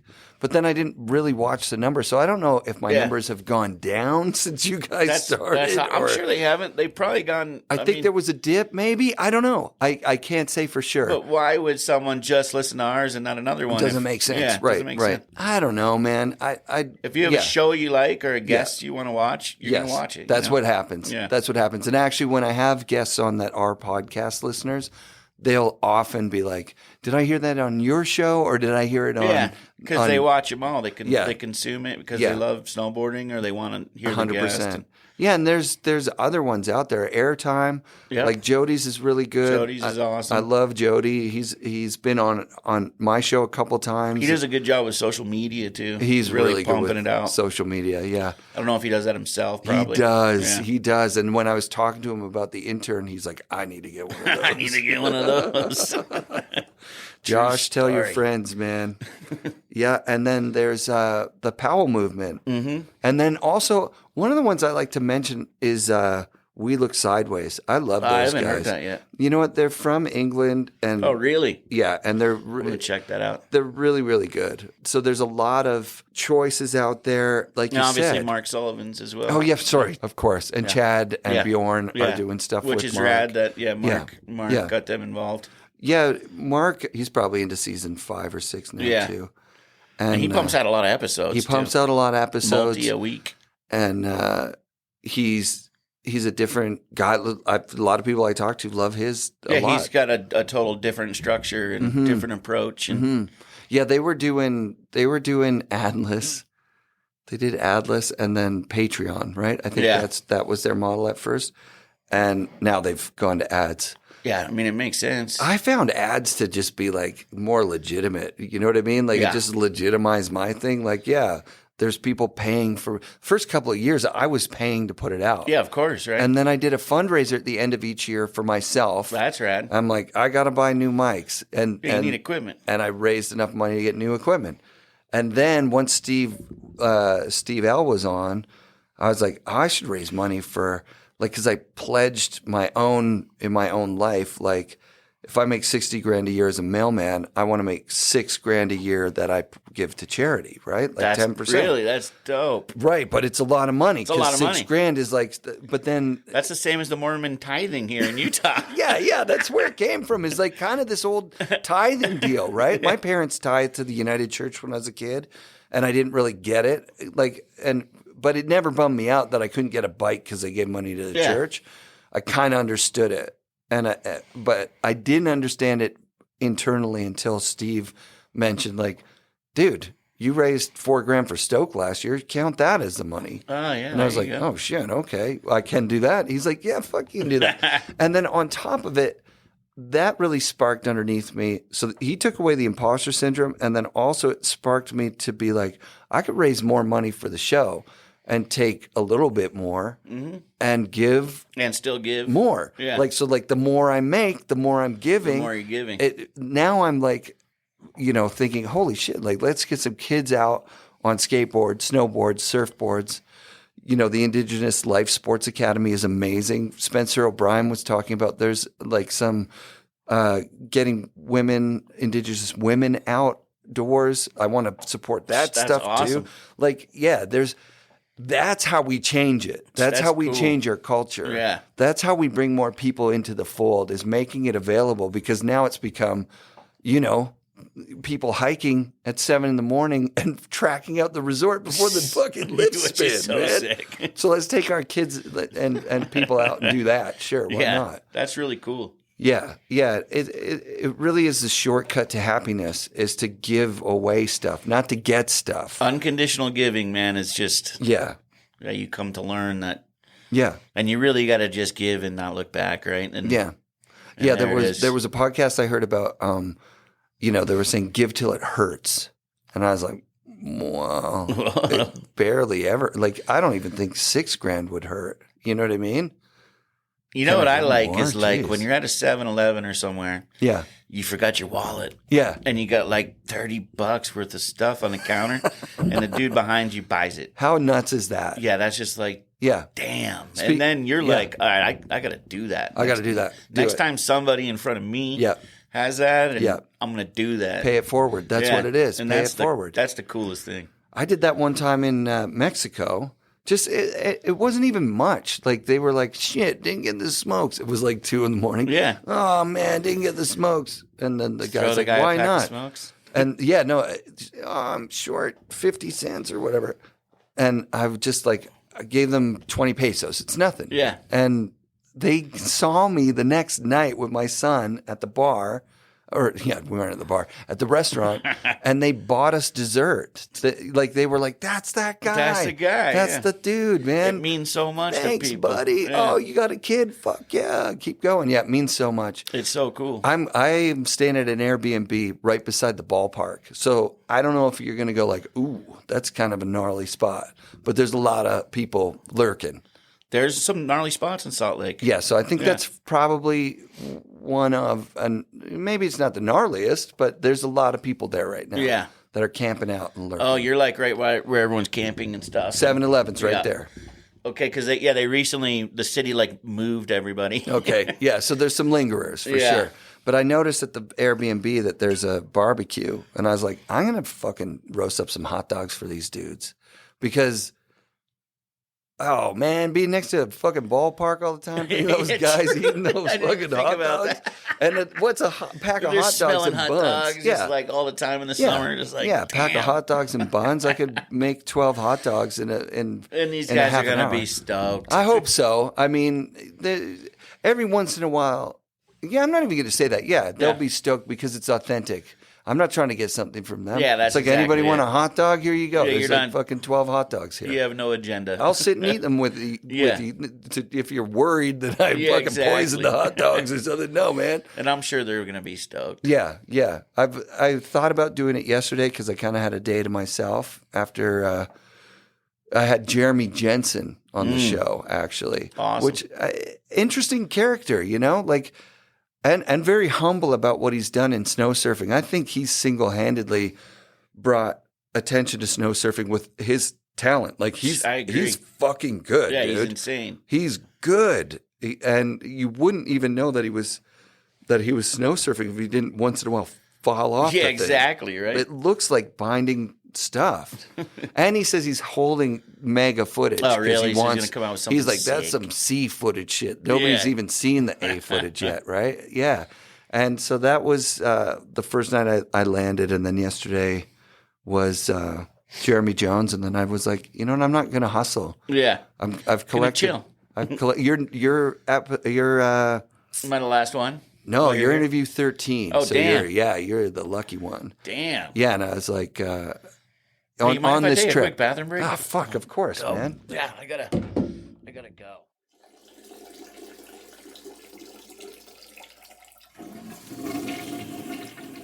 Chris opened my eyes to that because with Instagram, he was like, "You got 19,000 followers or something," and I was like, "That's not that many," because I look at him. Yeah, he's got a lot. I look at these other people; they got a lot. And he's like, "Dude, that's a stadium." It's a stadium. It's a stadium. You've got a stadium of eyes on your shit.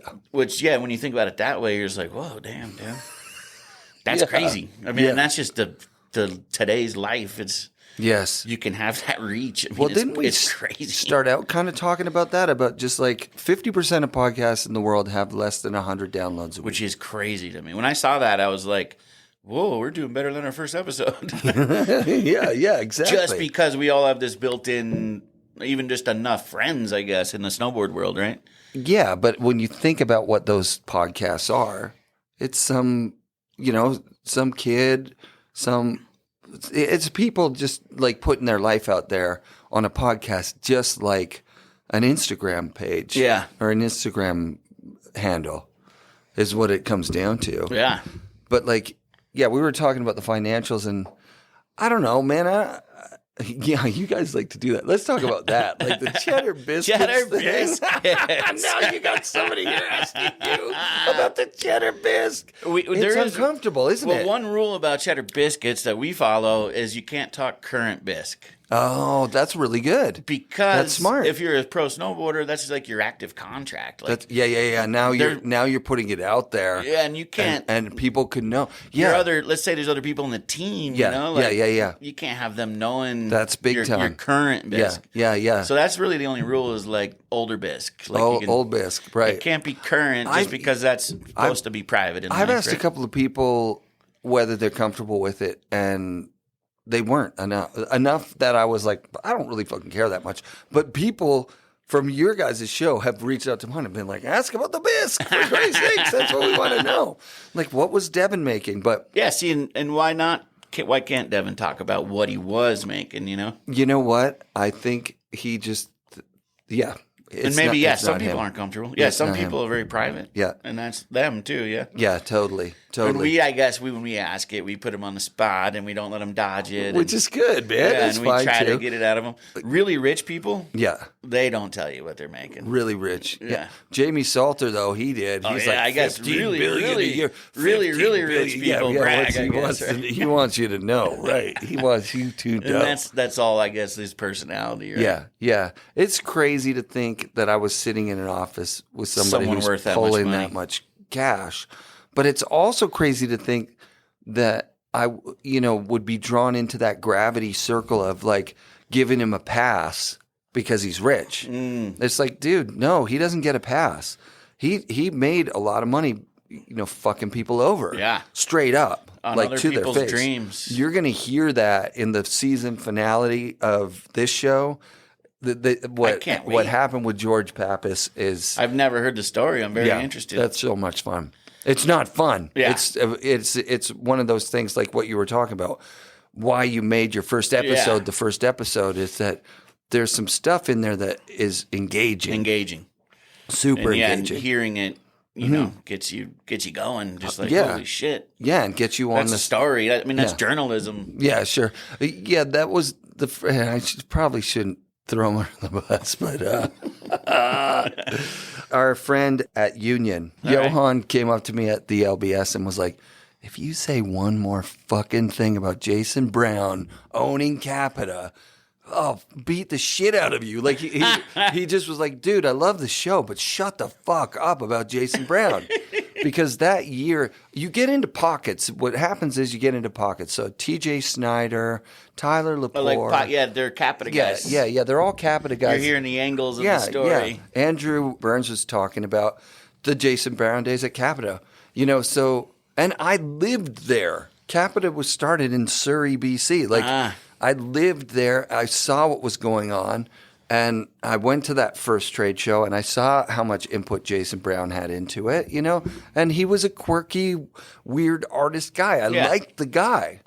But Johan was like, dude, seriously, Capita's been going for so fucking long. And he was only part of this. He was there for the first few minutes. Yeah, you know first what I few mean? minutes. He was there for the first few minutes. We're years into this shit. You know what I mean? Which is true, I guess, Capita for Johan to say that. Yeah, I will give Johan a total, he was right in the right. Johan he tells it how it is. He tells it how it is, and he didn't East say, Coast. he probably didn't threaten me physically. He might have, but in a jokingly way. Yeah.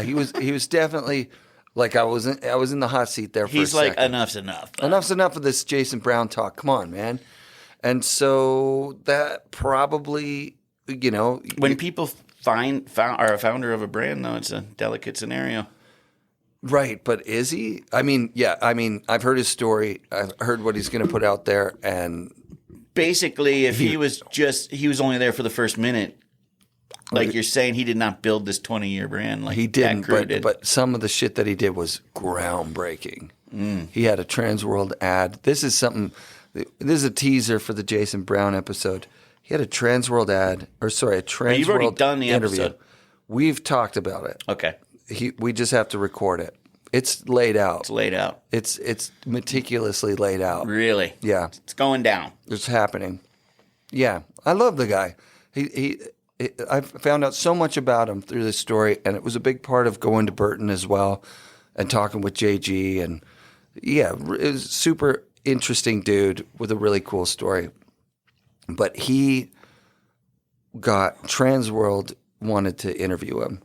And he said, I'll only do the interview if you leave a page blank for people to draw their own art on. I want to invite, I'm such an artist, I want to invite people to draw their own art. Then they'll keep that Transworld magazine because it'll make it more valuable to them because they've got a personal piece of art in there. And Transworld was like, no. Nah. And then he said, well, then I'm not doing the fucking, Damn. I'm not doing it. And like, you know, I'm pretty sure that was like Blue and those guys were like going, dude, do the fucking thing. Do Like the interview. we need the interview. Like this our brand depends on it. And he's like, have faith, assholes. Like they're gonna come back. They'll come. I'm Jason Brown. Yeah. Man. They're gonna want me. And they did. They printed an empty page. Oh wow. And then he went around to everywhere that sold the magazines when his issue was out, and he did Jason Brown art in all those things. So many people got these rad Jason Brown original art pieces in these magazines without even knowing what the fuck it was. Well, that's pretty cool. How cool is that? Yeah. That's some fucking personality. That's right some there. personality. He lived here in Salt Lake for a while. He sure did. Yeah, I got yeah. to know him a bit and Yeah. haven't seen him in years. So. Quirky dude, really cool, an ideas-minded guy. He actually pitched me on the idea of like FNRad radio.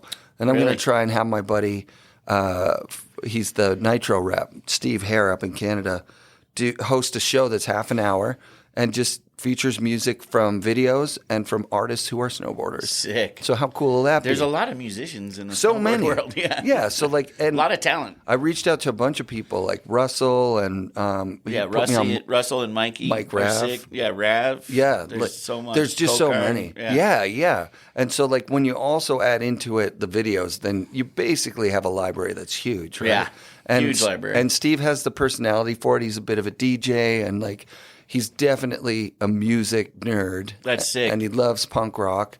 So he and might. a half-hour show is easily digestible, right? Right. And you're on your way up to the mountain and you're listening to there you go. videos, like a mix of videos and maybe some interviews eventually. Like, it's a great idea and I'm excited to do it. It's just, I got to get Steve going on it. And a lot of kids love to listen to video songs too. And man. whether they admit it or not, they'll I listen to still them in do. their car. Yeah, I still do.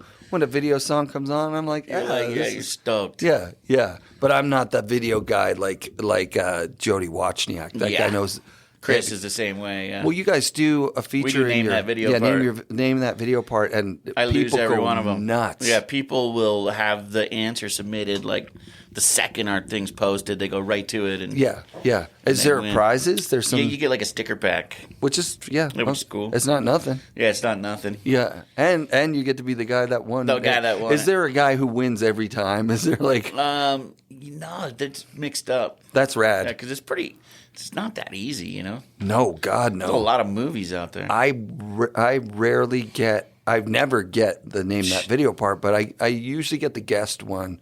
If it's someone I'm listening to, then it's an era. Yeah. That I know that. Yeah, true. And like those, that's what's cool about those songs is that it brings images into your mind of that part, which is pretty rad. It's so sick, dude. Yeah, I think that's a cool thing. Mm-hmm. But guys like Chris and Scotty Stevens is like this. They just know every video. Every single one. Yeah. And they're just students of the game, as Chris says. You know, they've been studying it forever and they know everyone. And dude, that's so sick. yeah, it's pretty cool. So let's get back to your thing. I know you don't have unlimited time here, Yes. but this is an interesting, fun conversation. And your career it's just photos? For whatever reason, I thought that you filmed a little bit too. Nope, never filmed. I started shooting. Like I said, Blotto handed me that camera in about 99. Yep. And soon after, I got hooked up with Snowboarder Mag, which was pretty cool. Bridges gave me a chance. Dope. Because he's from Vermont. I'm from Vermont. I don't know if there's anything to do Sure, with it. Who sure. knows? But I lived here in Utah. I had access to the riders, and through Tech 9 as well. And then I became a senior photographer for Snowboarder. Wow. And I think I was one of those for like 20 years or something. So then you worked through those Sullivan years. Yep. When I started as a senior. Yeah. I guess I got a chance before Pat got involved. So he wasn't the one who gave me the chance. It must have been Sullivan. Oh, wow, man. Yeah. Oh, wow. That's dope. Yeah. Yeah. And Yeah, I'd worked for them for like 20 years, and over that time, it was just awesome. I got to travel to amazing places, and I mean, it's sick. Try to go somewhere international every year, you know? Yeah, of course. Yeah. And you're still doing that? Well, Snowboarder Mag is gone. Yeah, but I just mean like you're still shooting photos. Yeah, yeah, because we're gonna do a bomb hole trip actually this year, dude, that's like perfect. an alumni trip. Yeah, like Jeremy fun. Jones is coming. Dope. Kamara says she's gonna come. Dope. LeBlanc. Amazing. And I think we have one more slot. And I'll shoot photos. Oh my God, we're gonna bring fun. video. Chris obviously is coming. Yeah. And we'll just do people who have been on the show. That's smart to do. Yeah, it's going to be That's fun. smart to do. Probably go to Minnesota, just see where the snow drops. And then hopefully get it out in one of the magazines, too, as a story, which will be rad. Yeah, that's super sick. Yeah. That's this super last sick. season, though, with COVID, I got to say I shot way less photos. Yeah. And then Snowboarder disappeared, and there was a moment where I didn't know if there was going to be any mags in the U.S. It was pretty sketchy. But now there's like 3, so. Yeah, what are the mags right now? In the U.S., there's Slush. Yeah. Which Bridges started, which is dope. And then there's Torment, which is insane. There is Snowboard Mag. It's back. Have not seen an issue yet. Yeah. Looking forward to seeing one. Snowboard, yeah. Yeah. And then Snowboarder's Journal, which I haven't seen an issue of either. But yeah, so all of a sudden there's 4 mags again. So I guess that's rad. it's time to start shooting again. Yeah, and you got King Snow up in Canada. You can submit shit to Snow's them. rad, and Method Mag in Europe, and there's mags. Yeah, Pleasure and Snowboard Canada still going. Yeah. And so the only thing holding us back, I guess, is if they're Blue was just saying he was in Austria and not looking good with the COVID scene, talking about shutting borders down again, and I guess Japan shut down again. Come on. Yeah, so I don't know what that entails, because to me, travel international is so sick, you know? Yeah. But otherwise, I'll just shoot around Utah or chase a storm here and there and just juggle my time between photography and the bomb hole. Oh, that's dope. I was telling you we're like 2.5 weeks ahead on episodes. 2.5 months. Or 2.5 months, yeah. That's really good. 2.5 months. Yeah. And so last year we weren't, so that was actually made it harder to shoot as well. Yeah. So this year I'll be able to get out there. That's really a little cool. more cushion for Chris and I to kind of do our thing. Yeah. And you guys haven't done one where you're not in it or where he's not in it? No. Not yet. We don't plan on it, I guess. I don't know. We talked once, it was maybe going to happen. Yeah. And then it was like, no, we'll just wait. That's rad. Yeah, which is really cool. It's very cool. Dude, doing them alone would be hard, I would think. I don't know. You're used to it. It's just all I've ever known. Yeah. Really. And all we've ever known, I guess, is both of us. Having another person there, like I've done it with multiple guests here in Salt Lake, actually, with Drew Hicken, Rich Varga, and Jeff Davis. And it's Noel Walkingshaw. And it was a clusterfuck. Oh, yeah, too many people, I imagine. I mean, it took Chris and I a little bit to get the dynamic down. Yeah. So you're not talking over each other. Yeah, I'm terrible and talking at over the guests. And terrible at it. Yeah, I still work on that. Still, that's always something to work on when you're listening to the podcast. Hell yeah. Yeah, so I guess it took us, we had to get there with that. Yeah. But yeah, being 2 months ahead, 2.5 months, we'll be able to get out and do what we need to do this season, which is rad. Yeah. Like I said, he's still a pro snowboarder, so. Yep. He's snowboarding today, right? That's what he should be doing, which is rad. And I want some time to ride too. Yeah, so it's important we're ahead too. Hell yeah. Yeah, this is so here I am the very first year where I'm realizing this is probably going to keep going for a while. You know what I mean? Like, and I'm thinking this is what it would look like. The majority of guests being collected on like a tour where I basically was basing it on snow. It looked like Colorado was going to be good. But you planned your tour around where the storms are coming. Yeah, and George. Once I talked to George Pappas, I was like, I'm going to Boulder. Yeah, I'm getting this story. And then I was watching, going like, yeah, it looked legit. 2 weeks out, 3 weeks out, it looked like they're going to have epic snow. Yeah, and then all of a sudden it dries up. But that's what that snow forecast thing does. Yeah, they just trick you with like. It was so funny. They're trying to stimulate the economy. Hell yeah, they got resorts they want filled, right? Yes. They can't be having people think that no one's they're not going to get any snow. It's fun to do these trips for sure. It'd be nice to have my wife on for some. And your advertising covers you traveling around now. Yeah, so that's sick. Yeah. So that's the idea. Get a little more advertising. One of our problems was we agreed that we don't want to do any shows without the person being here live. Yes, because we feel like not that a problem. really makes That's it more really good. intimate, right? Yeah, yeah. That's why you're traveling. Right? 100%, 100%. Do you fly your guests in? Well, and that's the thing. Actually, if you don't want to talk about this, because like flying some and convincing others to like fly here on their own dollar, like. Well, I'll say this: when we started, we had to get the people out here. We weren't really established, but now people will come. You know, if we invite them, they're going to figure out their way out, or their sponsor. Yeah. You know, their sponsor's going to want them here. That's better. So they're going to find a way. Yep. Yeah, that's cool. So we kind of go that route. Well, I was thinking about doing that. That was kind of the plan. Like I looked at you can find a little spot. You know what I mean? And having a dedicated zone was like. It appeals to my ego too. I'm like, hey, this is kind of cool to have a door people could knock on. But the sign out front. Yeah, the sign. I took a picture of this with me at the sign out front. I'm going to post that today. This is fucked up. Like this is legit. Got a sign. Yeah, this is rad because this shows that it's completely legit. Like you can do something, which is cool when guests come in, right? Yeah. Oh my God, of course. Yeah. So I was like, yeah.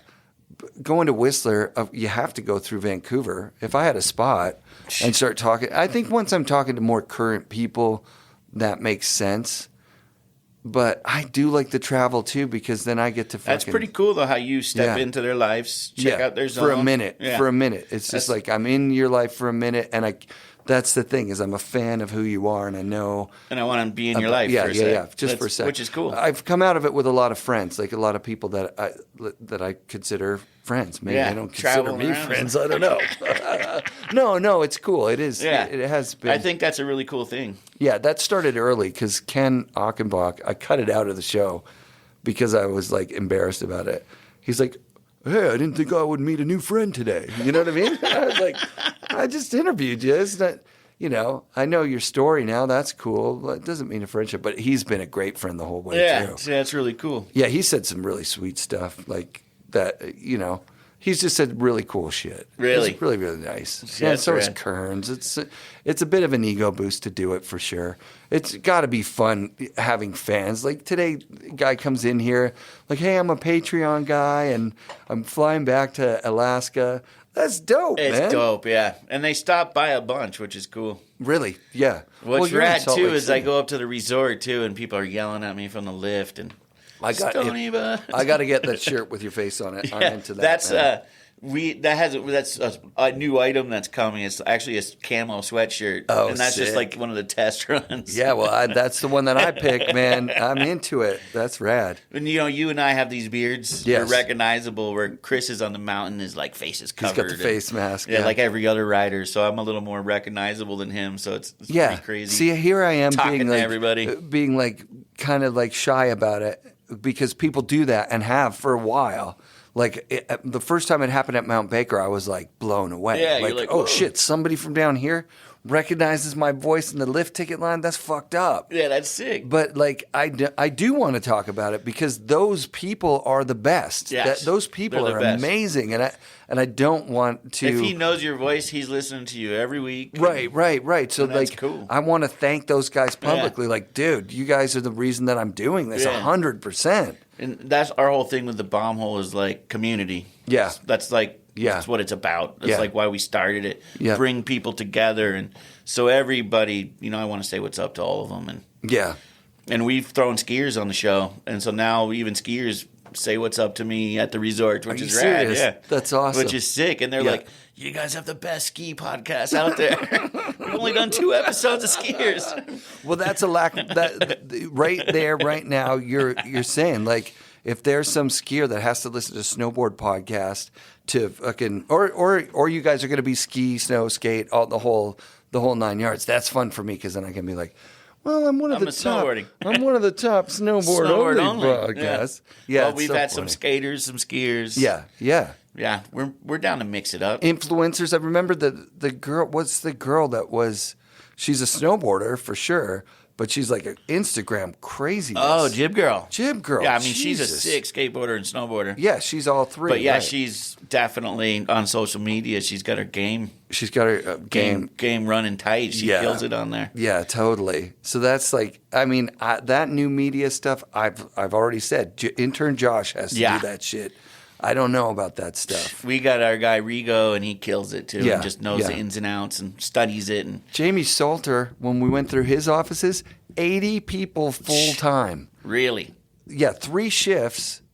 Like 24 shifts. hours a day, these guys are going. what are they man. doing 24 hours a day? Bumping into each other, Making probably money. probably getting paid not that great. Yeah, true. Huh?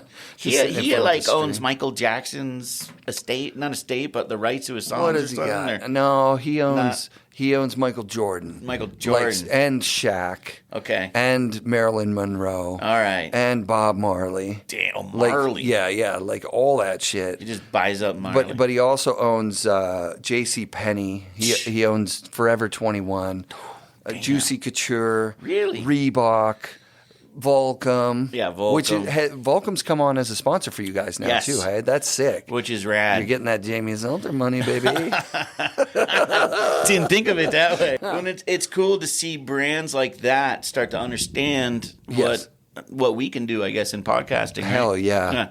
And I think Volcom's that huge. helps all the podcasters, I would hope. Yes, I've been getting kits from like the Sick. West Coast rap. Tyler Element, he's fucking awesome. Like Volcom's got the best Gore-Tex Yes, kits.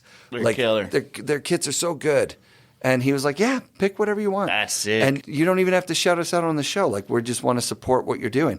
So for the first, he did that 2 years in a row, and I That's didn't so even sick. say thanks, really. And then I was embarrassed because I'm like, "What the fuck? I should be putting these guys in the sponsors." Yeah, right now. Like that's $1,000 kit, dude. That's like That's true. That $1,500 shit's worth of expensive now. shit, man. Yeah. And so then he hooked me up with Seth. So I'm gonna meet up Oh, with Seth sick. Hewitt up here. I know he's. Well, you're in town. Yeah, he just did. You guys are also doing something where like clip of the week or something, right? Yeah, it's like Bomb hole of the week. Bomb hole of the week because Yeah. they have that zip tech, Yeah. which connects your jacket and your Yeah, pants. yeah, and yeah, so yeah. what's cool is the listeners submit them bailing. That's perfect. Which Seth came up with all this, which is rad. And Oh, it's good for him. That's rad. Interactive, involving. Yeah. And the riders pick the clip, so it involves the team rider, it involves the people listening to the show, the snowboarders. Like, it's really genius on Seth's Dude, part. it's very Yeah. genius. That's that Instagram mind. That's that influencer mind. Yeah, I don't just that have marketing. Josh, get on it, man. Come on. We got to have a FNRad something. I don't know. Yeah, what and do you how do? it You combines swear? Instagram with the show, and it's cool. There's a lot of elements to it. Yeah. But it goes to show, like, in our space, the sky's the limit. The sky's the limit. And there's a lot of stuff that, let's say, the magazines can't do, Oh, absolutely. Yeah, and pivot. and we can do that. And long form conversations that can go on and on and on Yeah. like this. Yeah, I keep in here all day. On podcasts, people sit and listen forever, and Yeah. it's cool. Yeah, and You got a people reach out. 6-hour drive. Yeah, people reach out and go, just got through the Yeah, whatever just one. got through. I'm like, what? You fucking listened to that whole thing? That's amazing. So dope. Yeah, that's dope for sure. That's it. Well, That's that. thanks for doing the show, Dude, man. hyped. It's really fun to hang out with you and see this place. It's an inspiration for podcasting. Like, it's a pilgrimage. Yeah, when we started, dude, I never thought we'd have an office all of a sudden. It's a year, man. Yeah, it's you guys are crazy. only at a year. Yeah. What's it going to be like at year 10? I'm starting to think of year 10 for me because Dude, it's yeah. coming up. This is 7, That's 8, nuts. 9, 2 more years after this one, and then You're there. what I It'll want, be like a blink of the eye. what I year wanted 10. to do is start putting them out on vinyle or something. So dope. You Year can 10. only get season 10. You can only listen to it on a record. I love that. Or it's like $5,000 for the digital shit. That sounds what I mean? It's free on record Dude, only. that's something to be proud of, though, man. Making it Thanks. that long. That's sick. Yeah, well, it's one of those things that I didn't think it would. And here you are. And now I'm here, and it's actually, and I want to say it to the listeners of the show, like, it's changed my life. They've changed my life. That's so People cool. listening to this thing has given me, like, self-confidence. The imposter syndrome's gone. Realizing that everybody struggles with, mental wellness Yep. and with feeling, like, fulfilled in their life, doing Yeah. what you love. Like, this is what I love to do. Like, That's none so of this cool. was labored, obviously. Yeah. Like, it's cool. It's fun. It's like I found a new friend. I love it, dude. Yeah, no, yeah. So I sincerely love every listener of the show. Even the dudes that are posting, like, negative shit. Like, hey, I friend requested you, homie. Like, Yeah. I want to be your buddy. Like, there's some things that you're thinking about talk me it out, that's not true, and I'm sure that you're probably hurting over these things that are really dividing us. Yeah. So, like, Talk it fucking out. like life's too short. Life's too short, but like I think we can come to some middle ground. I think that's. I think if you're listening to a snowboard podcast and you're literally flattering me, thinking that my platform is somewhere that you can get your message to people that'll listen, that's fucking awesome, that's man. That's true. Like let's talk it out. Yeah, let's talk it out. That's dope. Do you guys ever have any of that? Like any negative chatter? Like a little bit of hate in the feed? So what's crazy is we've only had the tiniest amount. Yeah, me too. Yeah. This is very like 7 small. years in. It's like one guy one time was like, Tina Bassett sucks. She was at a resort where I built a jump and then I couldn't ride my own jump because they were shooting there. Shooting. Fucking bitch. And I was like, ooh. Tina does not suck. She's the best. Oh my God. She's the most. She's what the we most do with the amazing. hate is we just kill them with kindness. Yeah, that's the same thing I'm talking about. Thank you for your feedback. Yeah. I mean, I'm legitimately, authentically interested in this dude's situation where he would think that, Donna is the devil and that I'm trying to divide the community. Man, I want everybody to hang together. Yeah. I want shit to be fucking dope for everybody. And you're telling these stories to help bring people together and absolutely bring the industry together, the community, the snowboarders. Yeah, and the people. podcast together here. Yeah. This is it. Like, it's always been the way. If you listen to Joe Rogan or whatever, the difference between lack mentality and fucking podcasting is I'm not going to put you out of business. You're not going to put fucking the snowboard project out of business. Yeah. Nobody's in it for anything negative. And it's the same with brands. Like, they're not trying to put each other out of business. No, man. Yeah. They're just trying to survive. Trying to survive, man. Yeah. And this is an easy one. I see you guys getting just bigger and bigger and bigger. Thank you, right? man. I love that. Yeah. Obviously. It's been fun. I'll tell you that. It's been that's sick. good. Yeah. It's good that it's not a fucking struggle. And you're not quitting every episode. Jeez. Yeah, it's been fun for me. Yeah, it's too. been fun. Yeah, and this conversation's been fun. Dope, dude. Thanks for having me. Thanks, Ethan. I do want to hype up my print shop. Yeah. I just launched a snowboard print shop. Good. Yeah. www.ehyphenstonePhoto.com. Fuck yeah. Get some art on those walls, people. Yeah, man. Dano's slanging art hard, Sick. man. Yeah, I've been inspired prints. by people like him. Good. Yes. Sean Sullivan is another one. John Foster, Bud Fawcett. Like, It's sick to see everyone starting to. Yeah, I hope those guys are selling their photos. They should be. I feel like snowboarding has just matured a bit. And now there's people our age that have houses. Yeah. And we want to put snowboarding on our walls is what 100%, I think. 100%, dude. Yeah, those are one of those things. Like, my wife bought me one. Like, that's a really sneaky good gift. It's if you're a woman listener and you got a fucking husband that's also a fan, get on that website and get your shit by. Say it again one more time. It's e-stonephoto.com. Perfect. Yeah. Awesome. Just launched it like 3 days ago, which is good. Dope. Yeah. You getting some orders? I'll buy some while I'm here, man. Dude, I'm stoked. Yeah. That's good. dope. Good. Awesome, man. Fuck, thanks again. Thank you. All right. Peace, dog. FNRad shoutouts this week to E-Stone and the Bombhole Podcast entire staff.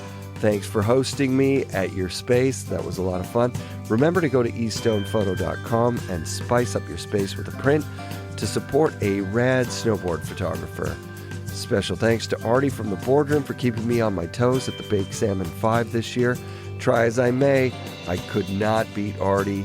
He beat me by a healthy margin, cracking the top 10 and putting down a very respectable time. This, his very first time in Masters as an old man. Congratulations, Artie. That was rad. I'm off to Tahoe for the Retro Worlds next weekend. Super stoked. Be sure to come back next week for another episode of the FNRad Snowboard Podcast, presented by Vans and brought to you by SIA Productions.